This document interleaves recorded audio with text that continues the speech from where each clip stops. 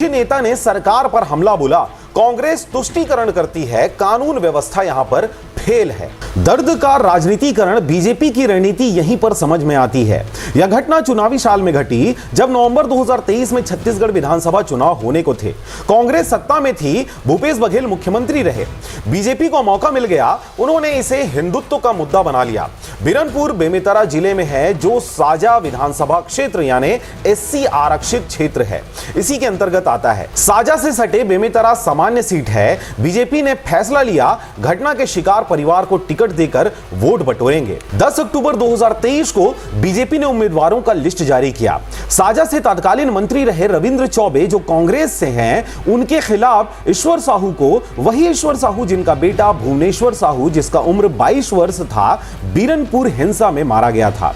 कुछ रिपोर्ट में रामू चौहान का नाम भुवनेश्वर साहू के रूप में उल्लेखित है, लेकिन मूल घटना में रामू प्रमुख था। भुवनेश्वर भी हिंसा में शिकार हुआ। इस दौरान आपको यह बताएं कि ईश्वर साहू एक साधारण किसान रहे, जिनका राजनीति से दूर दूर तक कोई वास्ता नहीं था, लेकिन बीजेपी ने उन्हें पीड़ित पिता का चेहरा बनाया और हम न्याय दिलाएंगे कहकर पार्टी में उन्हें टिकट दिया गया। ईश्वर के अलावा बीजेपी ने कवर्धा यानी कबीरधाम से विजय शर्मा को टिकट दिया, जो 2021 की सांप्रदायिक हिंसा के आरोपी थे। यह हिंदुत्व की जोड़ी थी, एक पीड़ित एक आरोपी। मुख्यमंत्री बघेल ने कहा, सांप्रदायिकता छत्तीसगढ़ का मुद्दा नहीं बनेगी, लेकिन बीजेपी नेता धर्मलाल कौशिक ने पलटवार किया, हम पीड़ितों का साथ देंगे।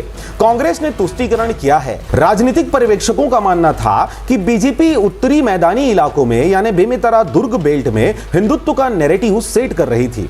साहू समुदाय यानी ओबीसी 12% आबादी के साथ यहां पर निवास करती है, इन्हें ही निशाना बनाया गया था, क्योंकि भुवनेश्वर साहू इसी समुदाय से आते थे। इस दौरान चुनाव का मैदान किस प्रकार से तैयार किया गया, वादों और आरोपों की जंग किस प्रकार से शुरू हुई। नवंबर 2023 में 2 चरणों में मतदान हुआ। साजा और बेमेतरा में वोटिंग 17 नवंबर को होने थे। बीजेपी ने ईश्वर के नाम पर प्रचार किया, बेटी की हत्या का बदला लो, कांग्रेस को सबक सिखाओ।